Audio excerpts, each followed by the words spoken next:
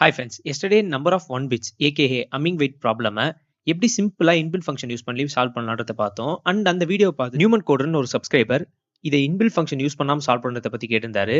So இதை inbuilt function use பண்ணாம எப்படி சால்வ் பண்ணலாம்ன்றத பார்க்கலாம் வாங்க. எக்ஸாம்பிளுக்கு n ஈக்குவல் டு 11 எடுத்து ஃபர்ஸ்ட் நான் கவுண்ட்னு ஒரு வேரியபிள் டிக்ளேர் பண்ணிக்கிறேன். இனிஷியலா இதோட வேல்யூ 0 தான். இப்போ 11ஓட பைனரி ரெப்ரசன்டேஷன் என்னது 1011. இப்போ இந்த பைனரி ரெப்ரசன்டேஷன்ல இருக்க கடைசி பிட் கூட 1 நான் பிட்வைஸ் அண்ட் பண்ணனா எனக்கு என்ன ஆன்சர் கிடைக்கும்? ஆப்வியஸா பிட்வைஸ் அண்ட் பண்ணும்போது 1 1 கிடைக்கும், 10 0 கிடைக்கும். ஸோ இதோட ஆன்சர் 1. நம்ம கவுண்ட் 1 இன்க்ரிமெண்ட் பண்ணிக்கலாம். இப்போ நெக்ஸ்ட் பிட்டுக்கு மூவ் ஆகிறதுக்கு நம்ம ரைட் ஷிஃப்ட் பண்ணிக்கலாம்.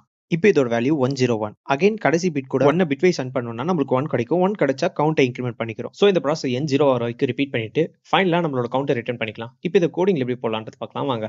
ஸோ ஃபர்ஸ்ட் கவுண்ட்ன்ற வேரியபிள் 0க்கு இனிஷியலைஸ் பண்ணிக்கலாம். நெக்ஸ்ட் ஒரு வைல் லூப் கிரியேட் பண்ணிக்கலாம். பிட்வைஸ் அண்ட் பண்ணி வர வேல்யூ 1 ஆகுதுன்னா கவுண்ட் இன்க்ரிமெண்ட் பண்ணிட்டு ரைட் ஷிஃப்ட் யூஸ் பண்ணி நெக்ஸ்ட் பிட்டுக்கு மூவ் ஆயிடலாம். அண்ட் ஃபைனலா கவுண்டை ரிட்டர்ன் பண்ணிக்கலாம். இப்போ இதை ரன் பண்ணி பார்க்கலாம்.